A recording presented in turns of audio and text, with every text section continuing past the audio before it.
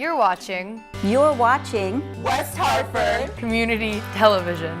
For the community. for the community, By the community. By the community. and it's a wrap.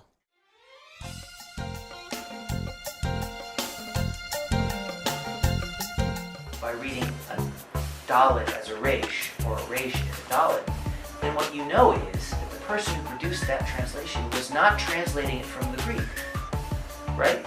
You know that that person was translating it from the Hebrew because that's the only way that that mistake could have been introduced.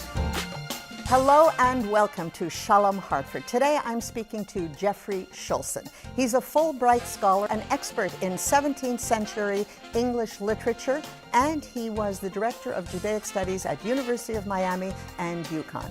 Today he is one of the vice provosts of UConn. How does that happen? I'm Pat Kazikoff. You're watching Shalom Hartford. Stay with me and we're going to meet Jeffrey Shoulson. So you heard my introduction. I did. So my first question is, why is a Jewish boy interested in 17th century literature? How does that happen? It didn't happen overnight. It's something that kind of became a gradual interest of mine. When I was in high school, I didn't think I was as particularly interested in literature. When I got to college, I started to take some college classes in English literature. And as I started to read more and more, and especially as I started to encounter the work of John Milton, the great English epic poet of the 17th century, I became interested in it, especially because it seemed to me that it had elements that I recognized from my own traditional Jewish upbringing. Were you from an Orthodox home? I was. I grew up in a modern Orthodox home in northern New Jersey.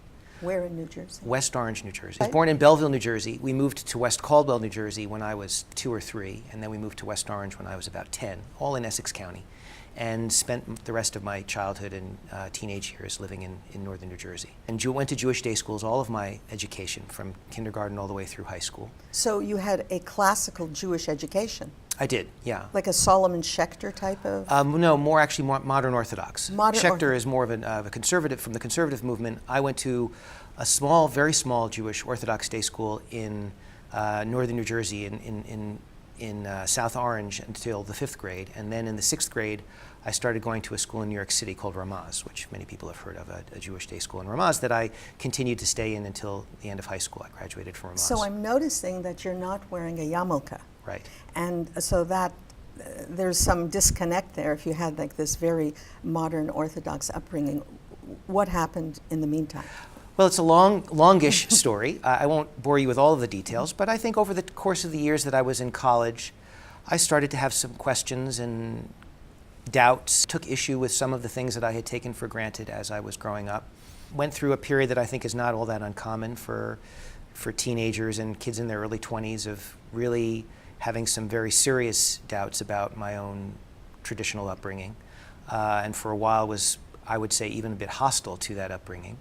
Hostile is a gentle word, probably, Yeah. because there's a big rebellion. There was some rejection. I will put it in those terms. I rejected some of what I had taken for granted for so many years. I actually decided to take my kippah off, which I wore on a regular basis, the day that I started college. And at that point, I was still assuming or imagining that I was going to live my life as a traditional Orthodox Jew with all of the various observances associated with that. Where'd you go to college? I went to Princeton. On the drive down to Princeton with my parents, I was thinking about it. I had my kippah on, and I decided about 5 minutes before we pulled up to the parking lot that I was going to take it off. It was a bit of a gut response, a gut reaction, especially since I had spent the year before that, not in high school, but studying in the yeshiva in Israel. So I had dedicated even a year beyond high school to intensive Jewish studies. But I think I imagined that the kippah would be a bit of a marker of who I was that I wasn't entirely sure I wanted to present as when I first got there. I wanted to make my way in a way that didn't come with too many assumptions about who I was. And you were at Princeton. And I was at Princeton. It wasn't that it was an inhospitable place to wear a kippah, and I had friends who kept their kippot on as long as they were there, and I don't think that they would say that they ever encountered any overt hostility or resistance to their decision, but it was something that I decided to do. I know my parents were probably a bit disappointed, but I had some precedent only because my dad, who remains a traditionally Orthodox observer, when he was not in the house, when he was out in the workplace, he's a lawyer, did not wear a kippah. So it didn't seem like it was that big of a stretch for me at the time to choose to remove my yarmulke, though that was really all I had decided at that point. So then where did the Milton come into this? Because it's not, I mean, it's a little esoteric. Milton's a little esoteric, and it's far removed. Right. Jewish boys don't study Milton. Right. So I have to say the first time I read Milton was when I was in high school, and it didn't make a whole lot of an impression on me. It's very difficult. It's very dense material. It seemed a little bit beyond my capacity to really fully appreciate. Well, you must have been a good student. You went to I was a Princeton. good student, but literature was not really the course, or English was never the subject that I felt was my subject. I What thought was I was your subject? strong in math. I thought I was a strong history student.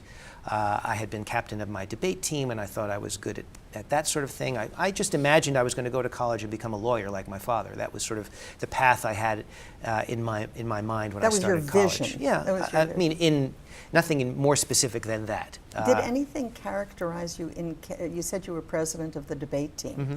Did you have other leadership positions in college? In college, yes. In college, I got involved in journalism and ultimately became the publisher of the weekly newspaper on campus. I was also a resident advisor, so in my junior and senior year, I lived with freshmen and had some responsibilities as a kind of counselor, freshman counselor and freshman advisor for them. I was pretty active in the Jewish community on campus, took on some various leadership roles there, though as my own journey progressed religiously and in terms of my own sense of my Jewishness, I stepped away from taking on some of the more assumed roles that I would take on at Princeton, having come from the kind of traditional background that I came from. And what would have been an assumed role? So there was a relatively small population of observant kids on campus, and we depended on each other to make sure that there was a regular daily minyan, that the services were populated sufficiently, that there were people reading the Torah every Shabbat morning, that people would be participating in all of the So you were various part kinds of that Jewish communal community. activity. Yeah, I ate at the kosher kitchen pretty regularly, though not all the time. I remained friends with many of the people who remained very, very committed to that world, though I separated myself a bit from them. Were you conscious at the time that you were doing this? Yes, I was, absolutely. So it was quite planful. Well, I wouldn't call it planful. I would call it conscious. I mean, I think it was incremental.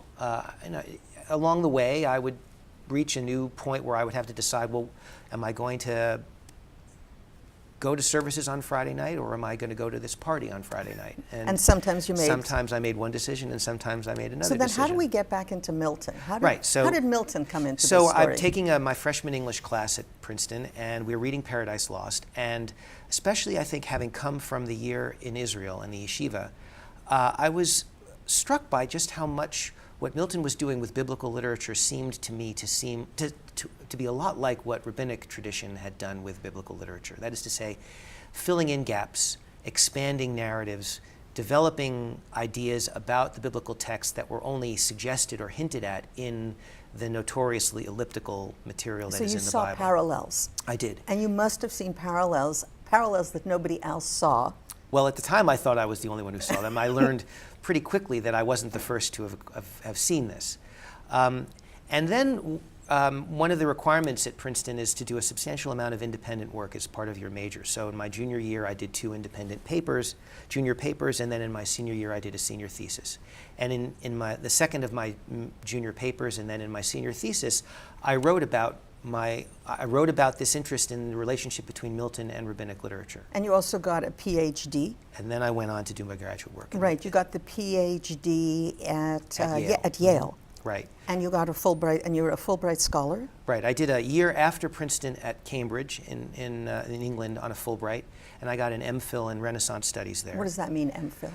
Well, it's sort of the equivalent of an MA or a master's. At Cambridge and Oxford, the MA is a kind of honorific degree. It's essentially a money-making scheme where a student who has graduated and gotten his BA 10 years later can pay a certain fee and then get the MA after his name. So the MPhil is actually an academic degree, and it's differently configured for different subjects. This was a relatively new degree in Renaissance literature that I sort of fell into when I was there. So there can't be a lot of Jews doing that. Not at Cambridge the year that I was there, no. Right. Though I was fortunate enough to work with an extraordinary scholar at the time. She's since passed away, but a woman named Lisa Jardine, who was my director, my advisor at Cambridge. And she was from a Jewish background, and there was a certain kind of sympathy, I think, that we felt for one another. Simpatico. She recognized what my interest in the material was. I think this may be overstating the case, but I think there was a certain kind of anthropological interest that I had in the material. Because as someone who did not grow up in the Christian tradition, who looked at it from the outside, I was fascinated by a period of literature in which Christianity was still very, very essential to its character, to its nature. And to think about that, that as an outsider, as not someone who was in the tradition, but who could look at it with a degree of, I won't call it objectivity, but a degree of distance that, say, someone who was raised within the Christian tradition might not have had. I thought that gave me a certain kind of perspective that not many scholars in the field had, though I learned subsequently that there were others before me who had a similar kind of notion about So that. I'm listening to you, and I'm hearing a lot of passion in your voice as you're talking about Milton and the parallels in the rabbinic literature. I can feel that. And so your first job was as a scholar, as a professor? Yes. Of So Milton. I finished graduate school in 1995 and got a position in that year at the University of Miami. The position was in 17th century literature. And that's what you someone were in Milton. teaching. Right, exactly. So how do we get from 17th century literature to being the director of Judaic studies at University of Miami? It's a big jump. It is. And you don't have a degree in rabbinic studies. Correct. You have a background. I have a background in it, and most of my scholarship involved looking at English literature with the added component of Judaic studies. That was something that I had written my dissertation using, and that I was now revising that dissertation into my first book using. Some of it was just happenstance. The same year that I was hired, the University of Miami English department also hired someone in Jewish literature. And so all of a sudden, the department had at least two, if not more, faculty members who had a certain kind of interest in and focus on Jewish literature in very different periods. My colleague Michael was working on the modern period in the 20th century, and I was interested in the early modern period. So there was this kind of happy coincidence of us both arriving on campus at the same time and contributing to a fledgling Jewish studies program that And really he was a understaffed. professor also. Michael Correct. what? Michael Rothberg. Michael Rothberg. Who's now at the University of California, Los Angeles at UCLA. He's a very, very accomplished scholar of Holocaust literature. We both found ourselves getting increasingly involved in the Jewish studies program that was trying to get increased interest in its courses and in trying to get students to come involve itself in the programs. And so I became involved in that program. There was an advisory committee of faculty that I started to become a participant of. And at a certain point, right around the same time that I was being reviewed for my tenure and promotion to associate professor, the program needed a new director. And there was an initial effort to try to bring in someone from the outside, which failed for a variety of reasons. And so the dean came to me and said, "Would you be interested in this directorship?" How old were you? Well, this would have been in around year 2000 or so, 2001. So I was about, what that would have made me? That would have made me 36. I said 38, but 36. Excuse me, yes, 36. I was born in 1965. So I were was you 36. surprised? Were you?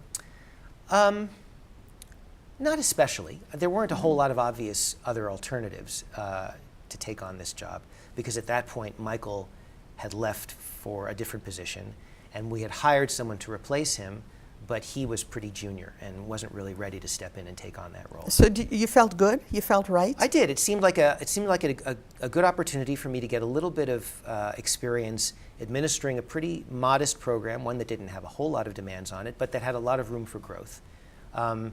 We were in an advantageous position because it was affiliated with a center that had just been established and was under the directorship of a senior scholar who had managed to raise a significant amount of money, some of which I knew would be available to me for my programming desires and needs. So it looked like a good chance to try something out, to see if I could do something beyond just my own scholarship and beyond my own teaching, that I could have an impact beyond that on the larger institution. So you to felt build the good program. about this? I did, yeah. And you felt that you were in the right place?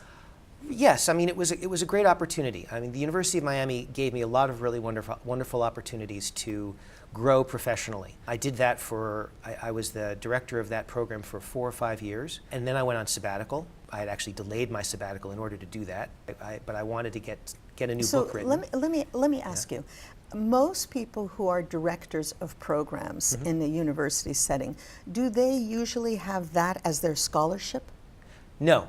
I was trying to maintain my own scholarship even as I was doing this administrative work and teaching the courses that I was teaching. I did get a 1 course load reduction in order to be able to devote some more time to the directorship of the program. But no, the scholarship is outside of any of that. I mean, it's true that some people who get involved in administering these programs start to become so interested in the work that they begin to write about it, and it becomes another facet of the kind of scholarly work that they do. But would it not be unusual to have a director, a person who's a scholar in literature or in anthropology, to become a director of a program in Judaic studies? Is that? Not especially unusual, only for the simple reason that in most universities, it's very unusual for a university to actually have a department of Judaic studies.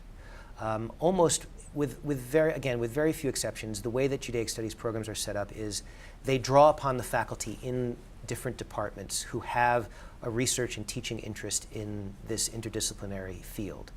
And so typically those faculty who populate those departments are trained in the traditional disciplines, whether it's anthropology or history or sociology or literature. So while I would say that there are certainly people who are more firmly rooted in the field of Judaic studies in their graduate training than I was, they get degrees in Jewish history or Jewish civilization. That would be normal. That would be more normative. That happens. But I have to say that it's a bit of a risk to decide to get a graduate degree in that field, because there are so many fewer job opportunities in that, as opposed to, say, a job opportunity in an English department that might involve some features of Judaic studies. So the fact that the dean approached you was not unusual to you, and you could see it happening, and it seemed to be a seamless transition the way you're talking. Yeah, although I will say that I had some concerns.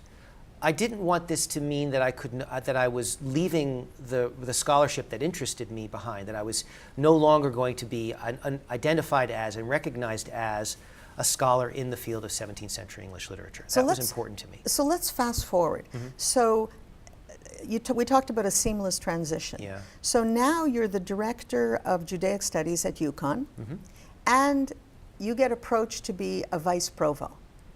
Yeah. Seems to me to be a bigger jump. Yeah. Am I incorrect? No, that was a big jump. I had been hired by the University of Connecticut to come and direct their Center for Judaic Studies and Contemporary Jewish Life, and to take on the relatively newly established Conover Chair in Judaic Studies. And I did that for 5 years and was very happy, and I felt like we had done some really good things with the very generous resources that we had available to us. We were growing the program, we had expanded it to having an undergraduate major. And I had, as part of the activities that I had undertaken in the center, tried to establish relationships with connections to other interdisciplinary institutes and centers at the university, of which there are quite a few. And I had good relationships. What does that word mean, interdisciplinary, academically? So most universities are organized around standing departments: English, history, sociology, anthropology, physics, chemistry, biology. But increasingly, it's become clear that those disciplinary boundaries constrain some of the more interesting and cutting-edge kind of research that gets done. And so someone who might be trained within an English department would still have a good deal to learn from and to contribute to scholarly conversations that incorporate aspects of the social sciences, philosophy. Is that a new way of thinking, or that is? I wouldn't call it especially new. I mean, I think this has been happening in academia for a number of years now, and it for a long time was happening in a more informal way. People just simply, on their own, undertook to train themselves in areas that were not, strictly speaking, part of the discipline that they had been trained in. What does a provost do? The provost's office is the chief academic office of the university. it oversees all of the academic undertakings at the institution. And at a place as large as the University of Connecticut, that's a big job. It involves all of the schools and colleges, whether it's the College of Liberal Arts and Sciences, the School of Engineering, but also the professional schools like the law school and the dental school and the nursing school. There's a lot of personnel management. There's a lot of envisioning the direction that the institution wants to advance itself in, how to devote its limited resources in ways that are especially effective in building on its strengths and growing its capacities in different ways. The Provost's office is really where a lot of those decisions originate, though they are not ultimately implemented directly through the Provost's office. They're implemented through the deans of the schools and the colleges. To put it bluntly, we hold a lot of the purse strings. So a lot of the resources initially get allocated through the Provost's office into the various schools and colleges, and we make those decisions based on what we think ought to be some of the main priorities of the institution. So within the Provost's office, because it's such a big operation, there are a number of vice provosts, of which I am one, and each of us has a slightly different area of focus, though we all participate in a lot of the decisions and conversations collectively. So do they give you like 4 departments that you're in charge of? No. So my position is the Vice Provost for Interdisciplinary Initiatives. And that covers a huge gamut of possible configurations and connections. I nominally have the responsibility of oversight for all of the various interdisciplinary centers and institutes that the university has.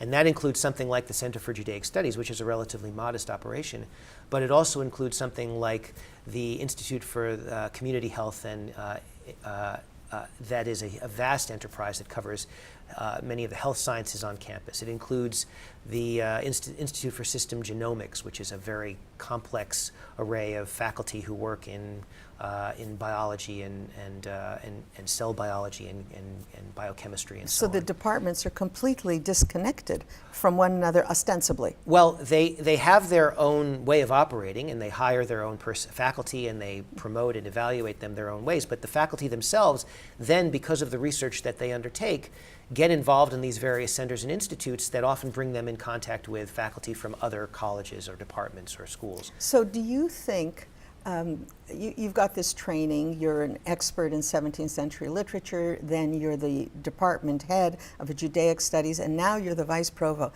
Is that good training for a vice provost, what you did before? I don't think anything is especially good training for what I do now. Though, to be perfectly honest, I think I skipped a few grades. That's what I'm hearing. That's what I'm hearing. Ordinarily, well, not ordinarily, but it's not unusual for someone to move into the provost's office after he or she has been a dean. And I haven't had that opportunity to do that. So I haven't had the experience of managing very large and disparate departments and resources the way that some of my colleagues have. So why did they pick you? I think because I was interested in and have been very big advocate of interdisciplinary work from very early on in my career. And also because I represent a voice that the provost's office wanted to have present in our conversations, which is I represent the humanities, which sometimes gets lost in the shuffle. If you scale or if you judge the operations of the institution by budget allocation, by the size of the operating budgets, the humanities are a pretty small enterprise because they're relatively cheap to run. We don't have huge investments in lab space. We don't have vast arrays of research assistants. We don't have enormous equipment that needs to be purchased. Really, our primary investment in the humanities is in our personnel and our faculty. So you talked about skipping a few grades to become the vice provost. What's the next grade after vice provost in a university? Well, I think it would be it's conceivable that someone from this position could then go on to become a dean or become a provost somewhere else. I think it's not inevitable or obvious. I mean, some folks come into the provost's office, work as a vice provost for a number of years, and then they go back to their academic work, which is an entirely possible route for me to follow too. I think this is a year for me to figure out whether that's a path I want to go on or whether I want to pursue further administrative work or go back to my research. Because it really is very difficult to sustain any kind of significant research agenda in this position right now. There's just too much going on. Right, I can't ask you what you want to do next because you haven't done this long enough for me to, it's unreasonable for me to ask the question and you can't give me an answer that makes sense. Right. So if you were advising a young person who is an academic, what would you, and they were an ambitious young person, they wanted to be president of a university, what would you tell them the path to that would be? Well, I think the first and most important step, and really there's no replacement for this, is to establish your scholarly credentials. That has to happen before anything else happens. So you think they all have to have a PhD? Oh, well, I was going to say absolutely, but actually there is now some movement away from that as far as college presidents go. I mean, there are universities that are bringing in presidents who come from the world of business or who perhaps have a PhD but haven't really had a scholarly career. The position of university president has changed dramatically in the last 25 or 30 years. So the first thing you mentioned was that you got to have a degree. I would say, and I still next? believe in this, I think having scholarly credentials is important because it's important for you to have a deep familiarity with the way that the academic world works, and it's also, I think, equally important for the people whom you will be president for, to have a sense that they can respect you for what you've achieved academically, that you are someone who speaks their language and understands their values. Anything else? Any other quality that you find of I think that as the career continues, and again, it can't be overestimated just how important it is to establish those scholarly credentials first, to get the work done that needs to get done in order to advance, to get your promotion, to be promoted to associate professor and tenured, and then to be promoted to full professor. But as you advance in those academic ranks, you will be presented with opportunities for various kinds of leadership positions, whether it's chairing committees, becoming a director of an undergraduate program or of a graduate program, becoming the chair or the head of a department. Those are all intervening steps along the way where you have the opportunity to decide whether you have a taste for it, whether you are any good at it, and whether it's something that you want to continue for and become even more ambitious in that direction. So it's a kind of incremental path, and I don't think perhaps to my detriment, I agreed to take on a lot of those responsibilities fairly early on in my career. Did you have an idea that you wanted to, were you ambitious? I don't think that I was particularly sure that I wanted to go into senior administration, but I was interested in the way universities operate.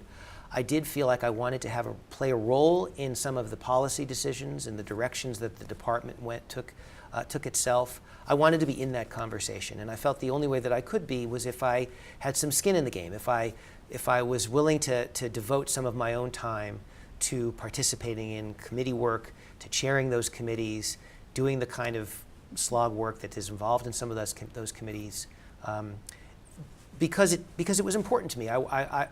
I think that scholarship really only has a value if it's seen in the larger context of the university community. And one of the reasons I got into this world was because I so valued talking with other smart people and hearing what they were working on and thinking about ways in which what they were working on might inform what I was working on and whether there were interesting similarities to our work.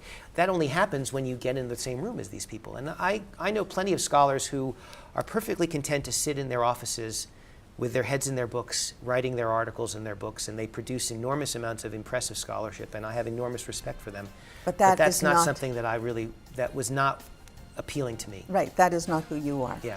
We've been talking to Jeffrey Shoulson, and he couldn't repeat enough that it's really important to have scholarly credentials if indeed you want to work in a university environment. And he's clearly working at the top of one of the top universities in Connecticut. He's at UConn. The amount of people that are at UConn, there's 30,000 undergraduates. It's a big job.